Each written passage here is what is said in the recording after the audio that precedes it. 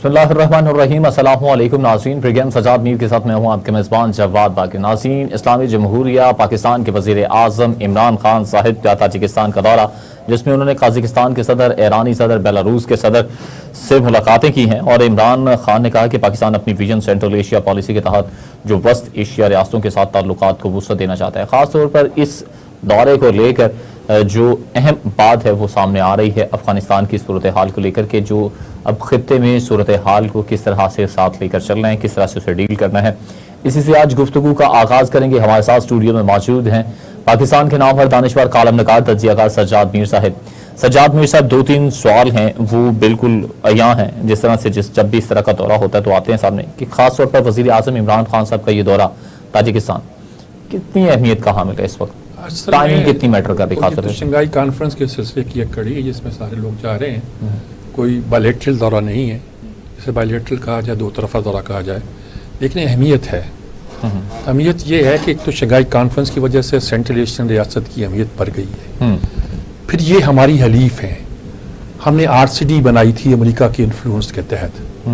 उस RCD को इनकलाब ईरान के बाद ये सूरत हाल पैदा हुई तो इस तुर्की, ईरान और पाकिस्तान 3 मुल्क थे, ECO बना दिया गया,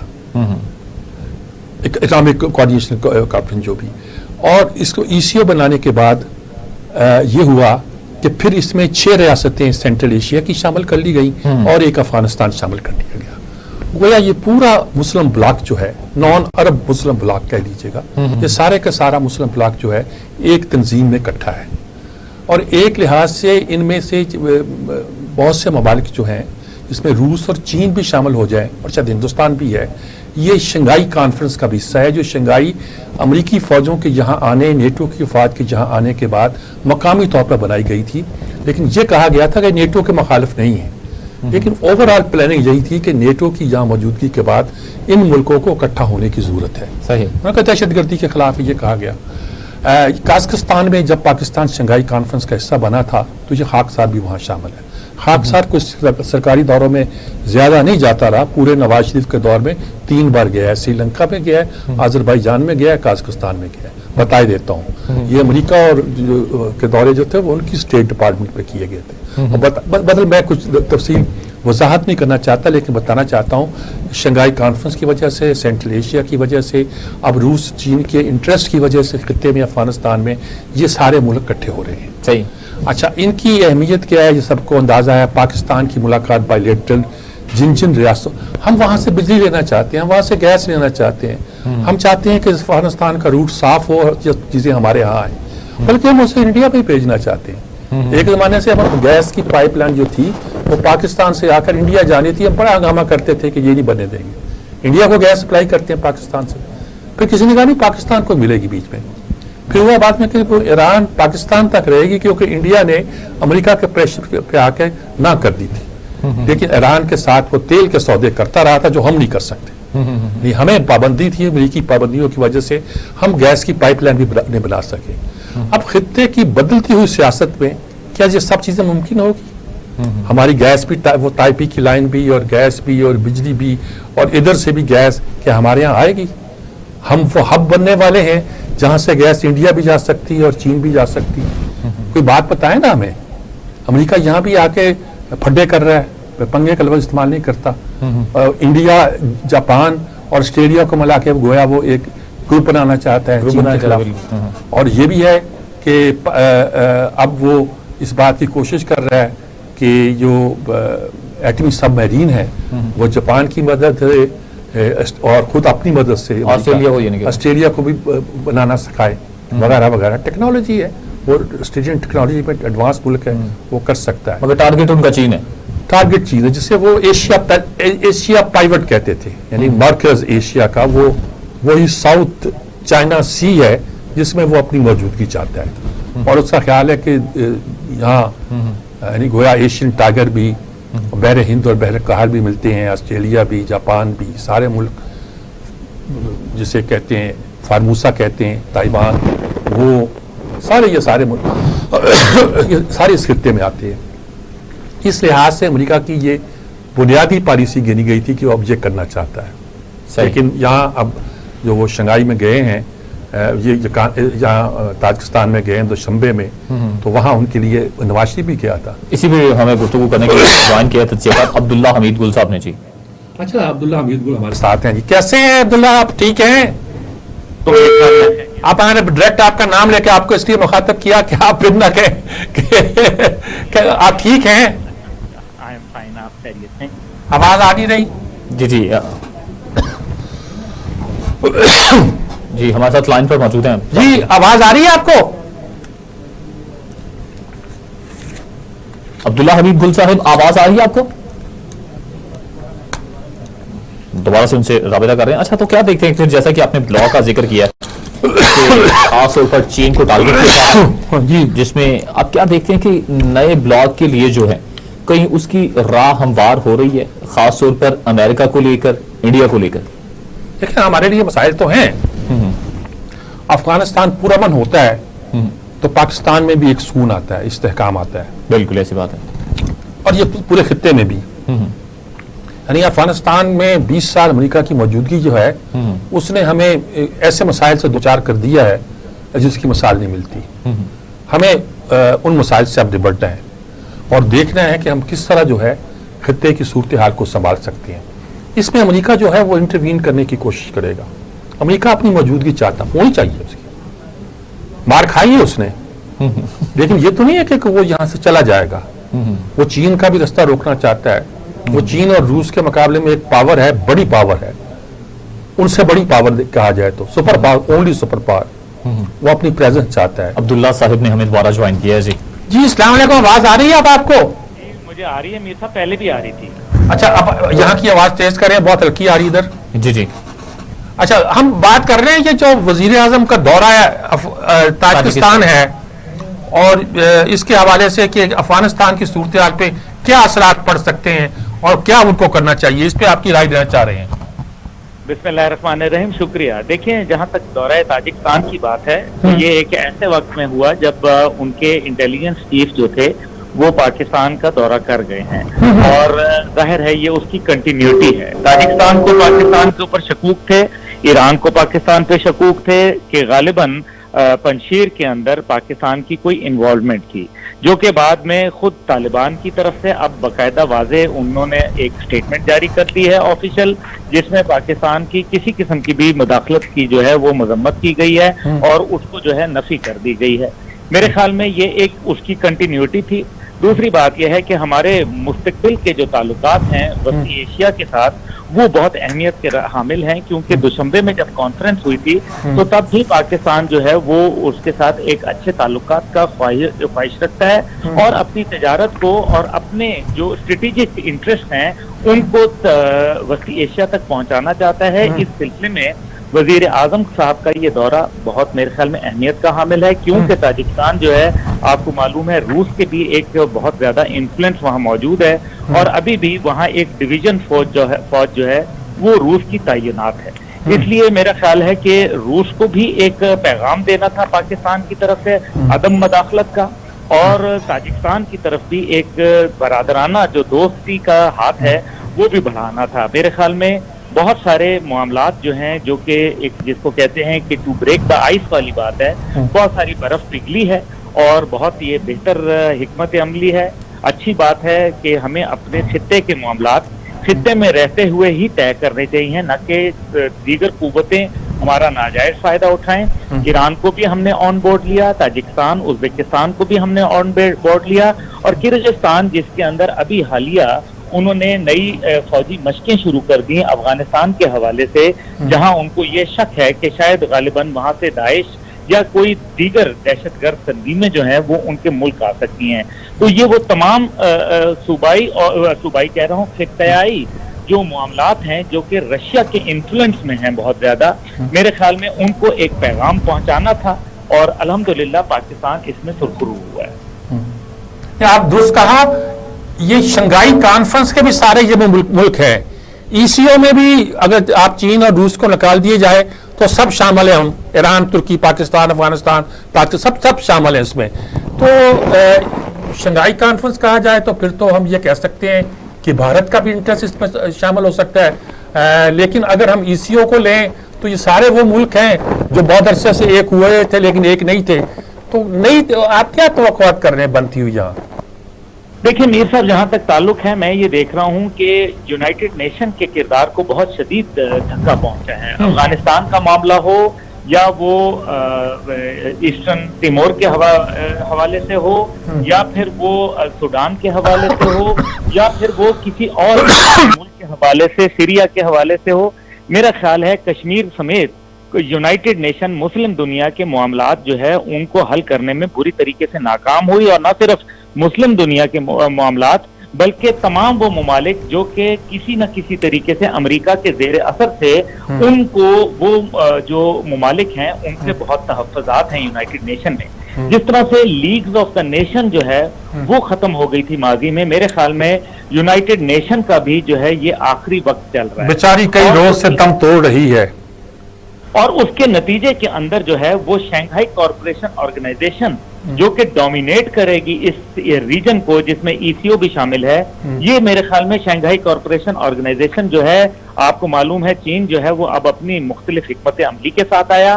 ایک تو وہ رائز پیسفلی کا سلوگن لے کے آیا، دوسری بات یہ ہے کہ وہ ون ون سچویشن کی بات کرتا ہے، تیسری بات یہ ہے کہ اس نے ایک بیلٹ اینڈ روڈ انیشیٹو پہ بے تحاشا جو ہے بلینز آف ڈالر جو ہے وہ خرچ کر چکا۔ اس کے اندر اس نے تمام ممالک کو، چاہے وہ کسی طرح کی بھی آپس میں مسلکی رنجش رکھتے تھے یا علاقائی رنجش رکھتے تھے، ان سے بالاتر ہو کے چین نے میرے خیال میں ایک بلاک بنا لیا ہوا ہے، اور یہ بلاک ایک ایسے وقت میں سامنے آ رہا ہے جب ہم یہ دیکھ رہے ہیں کہ برکس بینک بھی آ گیا، اور جو افغانستان میں امریکہ کی جو طاقت تھی اس کا غرور بھی جو ہے، اس کا سر جو ہے وہ نیچے ہوا۔ تو یہ ایک نئی خطے کے اندر جو ابھرتی ہوئی صورتحال ہے، ہمیں یہ نہیں فراموش کرنا چاہیے کہ اس کے اندر ایس سی او میں ایک نیوکلیئر کنٹری پاکستان ہے، ایک نیوکلیئر کنٹری انڈیا ہے، ایک نیوکلیئر کنٹری چین ہے، ایک روس ہے۔ بذات خود یہ اتنا بڑا جو ہے وہ، اور آپ دیکھ لیں کہ یہ اتنا بڑا بلاک بن رہا ہے، تو اور لک ایسٹ کی پالیسی جو ہے وہ اپنائی جا رہی ہے، نہ کہ لک ویسٹ کی، کیونکہ دنیا کے اندر تقریباً 90% جو معدنیات ہیں ان کے ذخائر وسطی ایشیا میں موجود ہیں، اور تقریباً 80% سے زیادہ جو تیل کے ذخائر ہیں وہ آذربائیجان کے پاس موجود ہیں اور کیسپین کے اندر موجود ہیں۔ تو یہ جو اب علاقائی صورتحال تبدیل ہو رہی ہے، اس کے ڈائنامک جو ہیں وہ اکانومی کے اوپر بھی بیسڈ ہیں، اور ساتھ ہی ساتھ جو ہے وہ اسٹریٹجک انٹرسٹ کے اوپر بھی بیسڈ ہیں، اور تیسرا یہ ہے کہ انہوں نے سپر پاور کو چیلنج کر دیا ہے، امریکہ جیسی طاقت کو جو ہے وہ چیلنج کر دیا ہے چائنا نے، اور ان کو دن بدن آپ دیکھ لیں کہ وہ کسی بھی معاملہ ہو، بالخصوص افغانستان ہو یا کووڈ ہو یا دیگر ہو، چائنا جو ہے بڑھ بڑھ کے ان کو جو ہے وہ وارننگ دے رہا ہے، اور اسی کے لیے جو کوڈ کانفرنس اور کوڈ کے جو ملک ہیں انہوں نے اب ایسٹرن جو وہ چائنا سی ہے اس کے اندر جو اپنی ایک ڈومیننس ہے اس کو وہ دکھانا چاہتے ہیں، وہ کسی صورت جو ہے وہ بتانا چاہتے ہیں، چائنا کو زیر کرنا چاہتے ہیں، لیکن میرا خیال ہے کہ چائنا اس علاقے کے اندر اور اس خطے کے اندر، اور حد یہ ہے کہ انہوں نے یورپین یونین کو بھی کسی حد تک جو اثر انداز کر لیا ہوا ہے۔ میرا نہیں خیال کہ اب چائنا کی جو طاقت ہے، جو کہ اس کی اکنامک ہے، جو کہ اس کی ملٹری طاقت ہے، اور جو اس کی ڈپلومیٹک طاقت ہے، اس کو شاید اب زوال شاید فی الحال آنے والے وقتوں میں مجھے نظر نہیں آ رہا۔ بہت شکریہ آپ کا عبداللہ حمید گل صاحب، بہت شکریہ آپ کا، انہوں نے بڑی تفصیل کے ساتھ اور بڑے عمدہ انالیسس کیا ہے، اور ماشاءاللہ بڑے آرٹیکولیٹ ہیں اپنے باپ کی طرح، اور بہت فلوئنٹ ہیں، انہوں نے بالکل صورتحال کا ایک درست اور ٹھیک تجزیہ کیا۔ صحیح، ہمیں بریک پر جانا جی، بریک سے لوٹ کر آئیں گے تو گفتگو آگے چلیں گے ایک مختصر سے وقفے کے بعد جی۔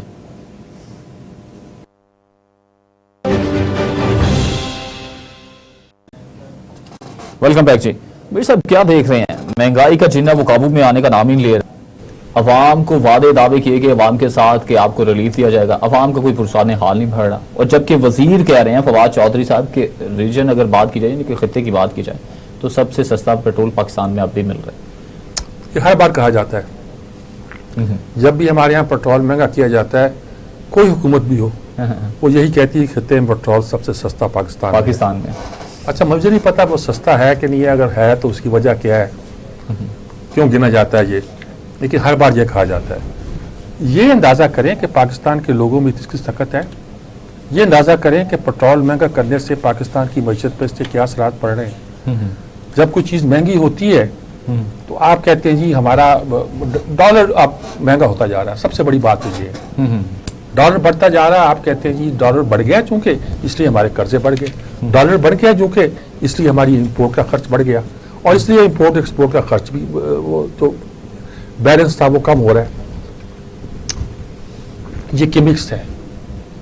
معیشت مضبوط ہوگی تو آپ کوئی ایسی بات نہیں کریں گے. دیکھیے اس وقت پاکستان میں جو پر کیپٹا انکم ہے وہ کم ہوئی ہے. جی ڈی پی ہماری کم ہوئی ہے. ہم پر قرضے سب سے زیادہ ہوئے ہیں. ہم آج سے سن 13 میں جو ہمارے جہاں صورتحال تھی اس سے خراب ہوئی ہے. یہ ساری صورتحال جو ہے نا بتا کے وہ اچھی ہوئی ہے وہ اچھی ہوئی ہے وہ اچھی ہوئی ہے آپ لوگوں کو مطمئن نہیں کر سکتے. وہ دیکھتے ہیں گندم کتنی مہنگی ہوئی ہے. آپ کو کسان کو فائدہ ہو رہا ہے. کسان کو کیا فائدہ ہو رہا ہے؟ وہ کھاد مہنگی مل رہی ہے. پیٹرول ڈیزل مہنگا ہونے سے جس سے ٹیوب ویل چلانا ہے وہ مہنگا ہو رہا ہے. پانی مہنگا ہو رہا ہے. ہر چیز اس کو مہنگی مل رہی ہے تو اس کی قیمت تو بڑھے گی نا جی. چینی مہنگی آپ نے کہا بمپر خراب ہوئی ہے اور گندم مہنگی کر دی. آپ نے کہا چینی کو ہم نے کنٹرول کر لیا. آپ نے مانیٹر لگا دیے کیمرے لگا دیے فلاں کر دیے کر دی. کیا ہوا روکی نہیں رہی آپ سے. وہی وجہ تو ہوگی نا جی. یہ ساری چیزیں ہو رہی پھر آپ کہتے ہیں اصل میں وہ ڈالر مہنگا ہو گیا اور دنیا میں چونکہ مہنگائی آ رہی ہے اس لیے اس کا اثرات پاکستان پہ پڑ رہے ہیں. بے شمار چیزیں یہ مثلا فارماسیوٹیکل جو لابی ہے دنیا میں نا وہ بہت مضبوط ہے. بہت مضبوط ہے. امریکہ مضبوط ہے. کورونا میں ثابت ہو گیا ہے. ہزاروں روپے کے انجیکشن انہوں نے اربوں ڈالرز کے انجیکشن بھیج دیے ہیں. صحیح مقابلہ جاری ہے کہ چین کی ویکسین اچھی ہے کہ امریکہ کی اچھی ہے کہ برطانیہ والے میں کیڑے نکالے جائیں. یہ ساری بات لڑائی کیا ہے. پاکستان میں پیراسیٹامول کی گولی اتنی ملتی ہے. ہمیں جوائن کیا فائدہ معاشیات ڈاکٹر کیس اسلم صاحب نے جی ان سے بات کرتے ہیں. میں بات مکمل کر لوں. ایک زمانے میں ہمارے ہاں یہ تھا جینرک نیم شروع ہو گئے تھے دوائیوں کے. پیراسیٹامول جو تھی وہ پیراسیٹامول کے نام سے آتی تھی. پیناڈول یا دوسرے ناموں سے نہیں آتی. پتہ چلا جی جو پاکستان میں دوائیں بن رہی ہیں اس کے اثرات نہیں ہیں. کسی نے کہا اس کا را مٹیریل جو ہے وہ چین سے آتا ہے. دوسرے نے کہا جی وہ روش جو سوئٹزرلینڈ کی کمپنی منگواتی تھی وہ اس سے کوئی 50 گنا مہنگا ہے. تجزیہ کیا تو منگواتے وہ چین سے تھے پھر پاکستان بھیج دیتے تھے اور پڑتا ہمیں 100 گنا مہنگا تھا. عجیب یہ کمپنیاں جو فراڈ کرتی ہیں. کیس اسلم صاحب ہمارے ساتھ ہیں ان سے بات کر. السلام علیکم ڈاکٹر صاحب. السلام علیکم سر. ڈالر وہ پیٹرول اور مہنگا ہو گیا جی. جی ہو گیا. ڈالر مہنگا ہوا تو پھر پیٹرول تو مہنگا ہونا تھا. تو اتنا زیادہ ڈالر مہنگا ہوا کہ 5 روپے کا فرق ڈال دیا. نہیں جی وہ گورنمنٹ ہر موقع ڈھونڈتی ہے اپنے پیسے بنانے میں. سر میری چھوٹی سی بات پہلے ڈالر پہ کر لوں پھر میں آگے کرتا ہوں جس میں یہ کمپنیاں بھی شامل ہیں جو آپ بات کر رہے ہیں. یہ ہمارا خسارہ ہے 1.85 بلین کا اب ڈیفیسٹ ہے. مگر ہمیں آئی ایم ایف سے بھی پیسے آئے ہیں. ہمیں پاکستانیوں میں بھی پیسے بھیجے ہیں. ہمارے ریزروز بھی 27 بلین تک گئے ہیں. تو یہ ڈالر کا اس طرح مہنگا ہونا جو ہے وہ ان نیچرل ہے. اس کا مطلب یہ ہے کہ سینٹرل بینک کے تھرو یہ ہم اس کو کہتے ہیں اسپیکولیٹو بائنگ ہو رہی ہے. اور مجھے یہ سمجھ آئی ہے کہ پاکستان چونکہ ملٹریلی بہت اسٹرانگ ہے اور مگر اکنامکلی بہت ویک ہے تو اب وہ فورسز جو آپ کے خلاف ہیں وہ ہمارے سینٹرل بینک کے تھرو یہ آرٹیفیشل کریٹ کر رہی ہیں ایسی سچویشن جس میں یہاں انریسٹ بھی ہو اور فریجلٹی اکانومی کی اور بڑھے.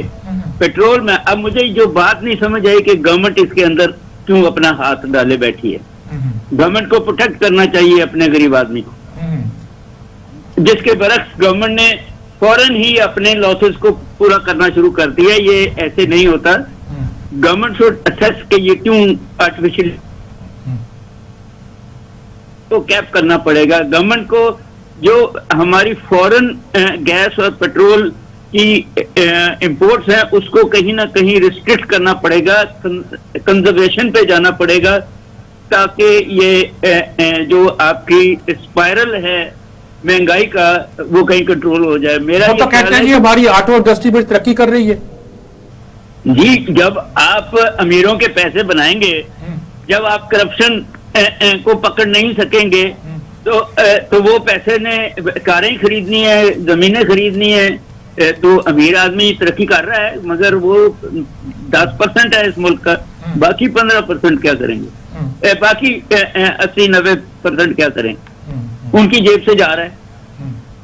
ये मैंने आपसे बड़ी दफा कहा कि हमारी पॉलिसीज जो हैं, we Rob the poor to feed the rich. और अभी आपने दवाइयों की बात की, तो देखें आप कितनी महंगी हो रही हैं। आप कंपनियों को सपोर्ट कर रहे हैं ना, और कार्ड्स दे के गवर्नमेंट के पैसे से भी कंपनियों को पैसे देंगे, और फिर आप और टैक्स लेंगे। तो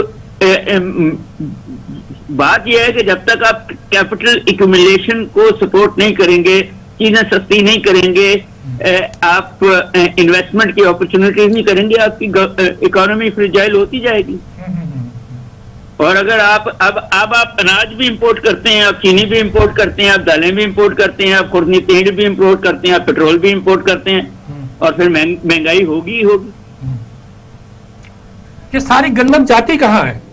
हमने कहा बम्पर क्रॉप हुई है, फिर हमने कहा सो इंपोर्ट भी किया। क्या स्मगलिंग हो रही है? किसी और मुल्क में जा रही है? कहां से जा रही है? अफगानिस्तान जा रही है, सेंट्रल एशिया जा रही है, कहां जा रही है और क्यों जा रही है? कोई रोका नहीं जा सकता। जब वहां महंगी बिकती है और यहाँ सस्ती बिकती है, तो फिर वहीं बेचेंगे। और आपने बॉर्डर तो सारे बाड़े बना दी, सील कर दी, तो किसके थ्रू जाती है? उन्हीं के थ्रू जाती है ना जिन्होंने रोकना है। आपका कस्टम डिपार्टमेंट है, आपके और ऐसे डिपार्टमेंट्स हैं। सो आपको और मुझे और अब तो कौम को भी जो लूप होल्स हैं वो सारे समझ आ गए हैं। आप मुझे बताइए कि जिस मुल्क में इतनी गुर्बत हो, वहां जजों को और ब्यूरोक्रेट्स को मुफ्त या सस्ते प्लॉट और घर देने जायज हैं? कहाँ से आएगा वो पैसा? यहीं से आएगा ना वो पैसा। इसी तरह गंदम है कि आप पैदा करें और बेचते कहीं और पैसे बनाएं, और मुल्क में आर्टिफिशियल। तो गवर्नमेंट को फैसला करना पड़ेगा कि वो अपनी इकोनॉमी को प्रोटेक्ट करना चाहती है। ये स्पाइरल हो गया तो ना पॉलिटिकल अनरेस्ट को रोक सकेंगे, ना इकोनॉमिक अनरेस्ट को रोक सकेंगे, और फिर आप फ्रेजाइल हो जाएंगे जो आपने मिलिट्री गेन्स लिए हैं। बिल्कुल ठीक बात है आपकी। बहुत शुक्रिया आपका डॉक्टर कैस असलम साहब, बहुत शुक्रिया आपका। आपने परिस्थिति में उन्होंने बात की है, रहनुमाई की है। अब गरीब अमीर का फर्क पैदा करते रहेंगे तो यही होता रहेगा। सही। बड़ी लॉबीज खाती, चीनी माफिया खा रहा है ना, ड्रग माफिया खा रहा है ना, उससे फायदा उन लोगों को पहुंचता ऊपर जो करते हैं। गंदम अगर पाकिस्तान से स्मगल होती है तो कैसे होती है, किस रास्ते से होती है, उस रास्ते की हिफाजत किसकी जिम्मेदारी है? हम सिर्फ कस्टम की कहते हैं। तो ये क्या मतलब क्या? अच्छा, तो मेरे साहब फिर क्या लगता है आपको कि ब्यूरोक्रेसी काम नहीं कर रही, या काम उसे करने नहीं दिया जा रहा, या उनके लिए माहौल ही नहीं है सूटेबल? देखिए, पाकिस्तान की बड़ी मजबूत ब्यूरोक्रेसी थी। उसे आप अफसरशाही कह लें, नौकरशाही कह लें, आपकी मर्जी है। वो कुदरतुल्लाह शाह ने लिखा था कि पाकिस्तान में सिविल सर्वेंट का लफ्ज़ नहीं है। हम सिविल सर्वेंट के कॉन्सेप्ट शायद वाकिफ नहीं है, लेकिन बहरहाल हमारा जो हमें उसकी अफसरशाही से पे गुस्सा आता था तो हमसे नौकर देखना चाहते थे। ये भी हमारा एक मिजाज था। लेकिन ये था कि एक हमारे यहाँ एक मजबूत ब्यूरोक्रेसी मौजूद थी। अब हमने उस ब्यूरोक्रेसी को तोड़ फोड़ के रख दिया। पहले भुट्टो ने तोड़ा, पहले याजा ने तोड़ा, फिर भुट्टो ने तोड़ा, फिर यही सही कसरपात वालों ने पूरी कर दी। और अब तो उन पर कोई कॉन्स्टिट्यूशन प्रोटेक्शन नहीं है। भुट्टो ने ख़त्म की थी, पहले उन्हें कॉन्स्टिट्यूशन प्रोटेक्शन हासिल थी। और 1100 कितने बंदे निकाल दिए थे, उससे पहले 300 पता नहीं 13 बंदे निकाल देते क्या था। ये सारा हमारे यहाँ होता रहा। लेकिन इस वक्त तो ये हो गया कि आपने उनको इतना डरा दिया। अभी 6 आपने चीफ सेक्रेटरी बदले हैं, 7 आपने पता नहीं IG बदले हैं। तो आज वो सियालकोट में आपने पता नहीं 42 तबादले कर हो रहे हैं, तबादले तो हो रहे हैं। इसी पर गुफ्तगू करने के लिए हमें ज्वाइन किया है तज्ज़ियाकार मियां सैफुर रहमान साहब ने। जी मियां सैफुर रहमान साहब, अस्सलाम वालेकुम। सर कैसे हैं आप? माशाल्लाह अल्लाह का शुक्र है। बात यही कर रहे हैं जो आज तबादले किए हैं हमारे बुजदार साहब ने, ये क्या इस तरह देखे ना, ये उखाड़ पछाड़ ताड़ माड़, ये किससे क्या, किसको क्या फायदा पहुंचता है? क्या नज़म बेहतर हो जाएगा? क्या क्या आप लोग को नजर आता है? ये हमारे पड़ोस में भी, दुनिया के बहुत से ममालिक में भी जो इर्तिका का सफर सियासी इर्तिका का होता है, इसमें सियासतदान या स्टेट्समैन या जो रियासत के अहम जिम्मेदारान होते हैं वो एक मॉडल बनाते हैं गवर्नेंस का, और गवर्नेंस के मॉडल में जो पहिया होता है ना, जो व्हीकल इस्तेमाल होता है, वो तो ऑफिशियल टर्म होती है। जो आपके अहदेदार होते हैं वो तरबियत याफ्ता होते हैं, उनमें टेक्नोक्रेट्स भी होते हैं, उनको पर्सनल मैनेजमेंट, इंतजामी, साइंस, अमूर सारे सिखाए जाते हैं। फिर उनके ऊपर असल में जो सियासी एग्जेक्टिव्स होते हैं वो अवाम की इज्तिमाई दानिश या उनकी नुमाइंदगी करते हुए उनको कहते हैं कि जी हमारा मिशन ये है, अवाम को महंगाई का सामना है, नाइंसाफियां हैं, लोगों को कई मसाइल हैं, उनकी दहलीज पर इंसाफ पहुंचाना है, मसाइल को हल करना है, तो वो अपना विजन देते हैं। असल में यहाँ जो ज्यादा बड़ा बहरान आया है कि यहाँ पे ऊपर विजन कोई नहीं है सियासी। वो जो विजन ना होने की वजह से आप देखें ना कि ना अकबत अंदेशी पर मबनी एक पूरा निजाम बना लिया, जैसे कि आपको कहीं से हल्लाशेरी मिली और आपने कहा जी चलो अनोखा लाडला खेलन को मांगे चांद, चलो मुझे इक़्तिदार तो मिलेगा ना, बाहर की उंगली उठे या ना उठे, तो बाद में देखा जाएगा, फिर मसाइल मैं हल कर लूंगा। लेकिन आप जो तबादले किए हैं, जो मुअत्तल किए लोग, मिसाल के तौर पर आपकी एडमिनिस्ट्रेशन ठीक नहीं तो एडमिनिस्ट्रेशन के बंदों को आप कर दें, आपकी पुलिसिंग ठीक नहीं तो आप पुलिस वालों को कर दें। आपने तो मुराला के एक्शन को भी कर दिया। पता नहीं, मैंने वो जो नाम सुने लगा कि वहां का जो आदमी कह दिया होगा किस ग्रेड से 19 से ऊपर होगा या 19 से होगा, सब कुछ सस्पेंड कर दो, कुछ इस तरह का मुझे तो ऑर्डर लग रहा है। अच्छा, तो होता भी नहीं जी, ऐसे होता नहीं है, ऐसे निजाम चलेंगे तो नहीं। आप कहाँ से फिर लाएंगे निजाम? तो आपने चलाना है, जो वजीर आला है सूबे का या मुल्क का जो चीफ एग्जीक्यूटिव है वजीर आजम, ये तो उन्होंने चलाना है। अगर देखें एक CSS की जो अकेडमी है जी, वहाँ पे जो अफसर तरबियत लेते हैं, वहाँ पे एक मजमून पढ़ाया जाता है लीडरशिप एंड अथॉरिटी। वो कहते हैं leadership is the art of getting things done, यानी लोगों से काम लेने का एक आर्ट है, वो सिखाया जाता है। अब लीडर जो है, अगर लीडर में यही आर्ट नहीं है, लेकिन हमारे माजी में भी रहे मियाँ साहब रहे, मियाँ नवाज शरीफ रहे और दीगर भी, वो भी कोई अरस्तू तो नहीं थे, लेकिन बात यह है कि वो कम से कम उनमें ये जरूर से जायद खुद एतमादी नहीं थी कि हर बात खराब करने के बाद मैं ठीक कर लूंगा, किसी को मुअत्तल करके फिर निजाम चला लूंगा, तो मिन हासिल जमाती पूरी मैं उड़ा दूंगा, पूरी की पूरी ब्यूरोक्रेसी को और टेक्नोक्रेसी को, और निजाम चलता रहेगा।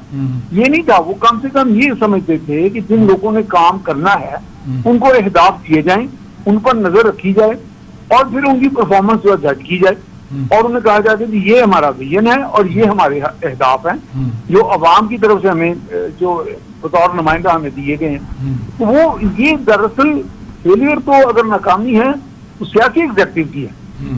ये सियासी एग्जेक्टिव को इस बात को तस्लीम करना पड़ेगा कि काम लेने का तो कम से कम उसे ढंग आना पड़ेगा, सीखना पड़ेगा। तो किसी से कोई मशवरा कर लेते, और अगर आप हदफ जो बाकी आपने अभी बहुत अच्छी बात की 6 IG तब्दील करके, तो पुलिस के निजाम में क्या आपने कोई इतना बड़ा तीर मार दिया, क्या कर दिया? वही का वही पुलिस है, वही चीजें, रवैये भी वही हैं। अवाम को पुलिस के पास जाते हुए भी डर खौफ आता है कि क्या को पुलिस कल्चर बदल गया या आप 10 IG बदलेंगे तो वही। ये तो आपने निजाम चलाना है, आप पर जिम्मेदारी ज्यादा है। अफसर ने तो सरकार का एक आके बैठा और उसके बाद देखिए कवानीन का तो ढांचा है, अगर वो गलत करता है तो करप्शन में पकड़ा जाएगा। और सिर्फ नैब नहीं, आपका देखें 1947 का एक्ट है, एंटी करप्शन एक्ट, वो भी पूरे का पूरा आप अगर उसको इतलाक करें तो करप्शन पे केस बन सकता है किसी भी अहदेदार पे। तो ये तो आपने निजाम को इम्प्लीमेंट कैसे करना है, ब्यूरोक्रेसी को हैंडल कैसे करना है, ये अगर ब्यूरोक्रेसी कोई डिलीवर नहीं कर पा रही तो ये डिलीवर सियासी एग्जेक्टिव नहीं डिलीवर कर पा रहे। ये बुनियादी तौर पर ये झगड़ा है। बहुत शुक्रिया आपका मियां सैफुर रहमान साहब, बहुत शुक्रिया आपका। बहुत आपने तफसील के साथ एक मुकम्मल इख्तिसार के साथ सारी बात को बयान किया। नक्शा समझ आता है जी, दिन रात आप तबादले, अब किसी ने फिगर दी थी, पता नहीं इतने हज़ार इतने सौ इतने लोग बदले गए पूरे सिर्फ पंजाब में। आप और सारे बदल देते हैं, DC बदल दिया, IG बदल दिया, बदल दिया, कमिश्नर बदल दिया, SP बदल दिया, तहसीलदार बदल दिया, और वो एक्शन बदल दिया। मैं एक्शन का नाम तो वैसे नहीं, लिस्ट अनाउंस हो रही तो मुझे नजर आया कि मलाला के एक्शन, मैं उसका बेचारे का क्या कसूर होगा, तो पानी किसी के मोगे को कम दिया होगा, क्या किया होगा, कुछ समझ नहीं आती। तो बहरहाल यही लगता है कि उन्होंने ग्रेड 19 के जितने उससे ऊपर जितने अफसर हैं सारे जिले के बदल दो। صحیح. اب یہ اس طریقے سے کھیل کے میدانوں کی طرف بڑھنا ہے جہاں پر ایک بہت بڑی تبدیلی ہے. رمیز راجہ کو پی سی بی کا چیئرمین تو مقرر کر دیا گیا. ان کے ساتھ ساتھ ایک دوسری چیز بھی ہے کہ نیوزی لینڈ کی ٹیم بھی 18 سال کے بعد پاکستان میں آ رہی ہے. ایک تو یہ دورہ کیسے دیکھ رہے ہیں اور خاص طور پر جو کرکٹ کی بحالی ہے نجم سیٹھی دور میں انہوں نے خاص طور پر بڑی محنت کی دوسرے لوگوں میں جا کر ٹیموں کے ساتھ. تو آپ کیا دیکھ رہے ہیں کہ رمیز راجہ کی تعیناتی پی سی بی کے لیے کس حد تک اچھی ہوگی کھیل کے میدان آباد کرنے کے لیے کرکٹ کو؟ اصل میں رمیز راجہ نے آتے ہی یہ کہا کہ مجھے آپ کیا سمجھتے ہیں, یہ میرے نام کا ایک بنا ہوا یہاں پویلین بھی میرے بھائی کے نام پر, وسیم راجہ اور رمیز راجہ کے نام پر. میرا خیال اس زمانے کا بھی تجزیہ ہونا چاہیے کہ وسیم راجہ پلیئر دیکھیں شعیب اختر کے نام پہ بڑا آج کل بولتا ہے. وسیم اکرم کا وہ کلپ چل رہا ہے کہ جھوٹا بڑا تھا. اب میں کہتا تھا میں نے کہا جانا نہیں نائٹ کلب میں, اس نے کہا سواری پر ٹیسٹ میچ ہو رہا ہے. کہنا میں لیٹ نائٹ گیا تو دیکھا تو وہاں کھڑا اسٹیج پہ ڈانس کر رہا تھا شرٹ اتار کے. تو یہ سب لوگ اپنے اپنے زمانے میں بہت کچھ کرتے رہے. تو اللہ کرے کہ رمیز راجہ اب اس کا کیریئر پچھلے 10-15 سال سے تو وہ ایک سوبر شخص کے طور پر ابھر کر آیا ہے. پرانی باتیں یاد کرنے کا کوئی فائدہ نہیں. وہ ڈلیور کیسے کرتا ہے لیکن کچھ انانیت ہے, کچھ زیادہ ہے صاحب, پتہ نہیں کیوں. اس لیے کہ رمیز راجہ حسن اختر راجہ کے شاید بیٹے ہی ہیں سارا وسیم راجہ دونوں. وہ بہت بڑے بیوروکریٹ تھے. تو میرا خیال بیوروکریٹ. آپ کو کیا لگتا ہے کہ کوئی یہ انائیت جیسا کہ آپ نے لفظ استعمال کیا اس چکر میں ہم کوئی پلیئر تو نہیں گنوا دیں گے, کوئی سیاست تو نہیں آڑے آ جائے گی؟ ابھی تو سمجھ نہیں آ رہی کہ لوگوں کو اعتراض ہے ٹیم کیسے بنائی, لوگوں کو اعتراض ہے کہ آپ لے آئے ہیں باہر کے کوچز بھی لے آئے ہیں, فیصلے آپ نے پہلے کیے ہوئے تھے, کیوں کیے ہوئے تھے؟ آپ کا مخصوص ایجنڈا ہے, مخصوص ذہن ہے, مخصوص آپ لوگوں کو رکھنا چاہتے ہیں. ساری ٹیم بدل دی ہے آپ نے, ہر بندہ اوپر سے لے آئے ہیں, کچھ اور بندوں کو پسندیدہ لائے ہیں. اچھا اللہ کرے آپ ٹھیک فیصلے کیے ہوں, لیکن ان فیصلوں کے نتائج تو آنے والے دنوں میں معلوم ہو جائیں گے. ٹیم کو بھی ڈسٹرب کریں گے آپ, مجھے لگتا ہے. بابر اعظم نے تو کہہ دیا کہ ویسے مجھے نہیں لگتا کہ مجھ سے کپتانی لی جائے گی. حالانکہ بابر اعظم بھی اس نے کیا کہا کہ مجھ سے کپتانی نہیں لی جائے گی. ہاں ٹھیک ہے, وہ اور کیا کہیں بیچارے. لیکن یہ کہ آپ اچھے پہلے پلیئر کو خراب کرنا چاہتے ہیں تو پھر آپ کی مرضی. تو آپ پھر نیوزی لینڈ کا جو دورہ ہو رہا ہے اس کو کیسے دیکھ رہے ہیں؟ یاد ہوگا یہ تو بہت عرصے کے بعد ان کا دورہ ہے اور ہم دعا کرتے ہیں کہ اللہ کرے یہ دورہ اچھا ہو. لیکن آپ نے بالکل نئے لوگوں کو ٹرائی کیا ہے, بہت سے لوگوں کو چھوڑا. مجھے پتہ نہیں حفیظ کا کیا اسٹیٹس ہے اس وقت, وہ ناراض تھا کیریبین میں, اس کو 12 تاریخ کو آنے کو کہا تھا, حماد وسیم کو 17 کو کہا تھا. تو اس طرح کے بہت سارے فیصلے حفیظ کے بارے میں پرانی انہوں نے جو وسیم ہے, کیا نام ہے سلیکٹر کا, ہم تو ان لوگوں کے نام بھی نہیں جانتے کہاں سے آ گئے, آسمانوں سے ٹپک پڑے ہیں. کبھی پاکستان کے افق پہ تو دیکھا نہیں انہیں. یہ ستارہ کہیں اور چمکتا ہے پھر اس کو پکڑ کے لا لیا جاتا ہے ادھر. دیکھیں نا, یہ none of them is a pure Pakistani. آپ تو جس کرکٹر کو دیکھیں جن کی انگلینڈ میں دال نہیں گری, انہوں نے آسٹریلیا میں جا کے شادیاں کر لی ہیں. ہمارے جتنے سٹار ہیں, وقار کی بھی, وسیم کی بھی, تو اور بھی پتہ نہیں ہوں گے, مجھے اندازہ نہیں ہے ان کے بارے میں کتنا چاہتا ہے. صحیح. میں آخری سوال آپ سے پوچھنا چاہوں گا کہ پاکستان اور نیوزی لینڈ کے درمیان جو میچز ہونے جا رہے ہیں سیکیورٹی کے حوالے سے, جو کہ ایک بڑا وہ انتظام انہوں نے ٹھیک کر لیا ہوگا, انشاءاللہ وہ بہتر ہوگا. سیکیورٹی کا پرابلم پیدا نیوزی لینڈ کے آنے پہ ہی ہوا تھا جب وہ سری لنکا کی ٹیم آئی تھی. ہاں جی, سری لنکا کی ٹیم آئی تھی. ہاں اس وقت ہوا تھا. ہاں وہ بہت اسی پہ ہوا تھا. تو اچھا میں 2 باتیں کرنا چاہتا ہوں. ہاں جی بالکل. ڈاکٹر صفدر محمود صاحب ہمارے بہت بڑے ہسٹورین تھے, اور اگر یہ کہا جائے کہ دائیں بازو کے ذہن کے سب سے بڑے نمائندے تھے اس وقت, بڑے محنتی آدمی تھے, بیوروکریٹ تھے پرانے, یہاں سیکٹری رہے, تعلیم کے بھی, اطلاعات کے بھی پنجاب میں رہے, نواز شریف کے زمانے میں رہے, اس کے بعد یہ وفاق میں بھی رہے, اس سے پہلے یہ شاید آئی بی کے ڈپٹی جوائنٹ سیکرٹری تھے, کیا تھے اس زمانے میں, بڑے ملک کے حالات تھے, ان سے روزی بات ہوتی تھی. ہمارے بڑے پرانے مہربان تھے اور بہت پڑھے لکھے سمجھدار آدمی. عظیم سرور صاحب دل کال ملتے تھے. دوسرا عظیم سرور صاحب لاہور میں شاید لوگ کم واقف ہوں, لیکن کراچی میں وہ ایک نام تھے, بڑے اچھے براڈ کاسٹر تھے. کم براڈ کاسٹر ایسے ہوں گے. وہ ہاکی کھیلتے ہوئے کیا ہینڈی کیپ تھے, مشکل سے چلتے تھے, لیکن انہوں نے اس کے باوجود بڑی محنت کی, اور ان کی آواز کا جادو. غالباً تفہیم القرآن کو ترجمے کی جو آواز ہے وہ انہی کی ہے. اور اس کے علاوہ بھی ہمارے تو دوستوں میں تھے, اور کراچی میں ایک زمانے میں جب نظریاتی جنگ عروج پہ تھی تو یونین کے بھی صدر تھے, لیکن نظریاتی طور پر مبارک زباں اور یہ 2 ہی نام لیے جاتے تھے. کلوزنگ ریمارکس میں صاحب آپ سے لینا چاہوں گا. کلوزنگ ریمارکس یہی ہے کہ چلیں تاشکند چلتے ہیں، چلے دوشنبے چلتے ہیں، چلے اگر ماسکو تک راستہ مل جائے تو وہاں بھی چلتے ہیں، انشاءاللہ نئے راستے کھلیں گے۔ صحیح ہے جی، بہت شکریہ منیر صاحب آپ کا پروگرام کے وقت اس کے ساتھ ہی اپنے اختتام کو پہنچا۔ اپنے میزبان جواد باقر کو دیجیے اجازت، اللہ نے کے بعد۔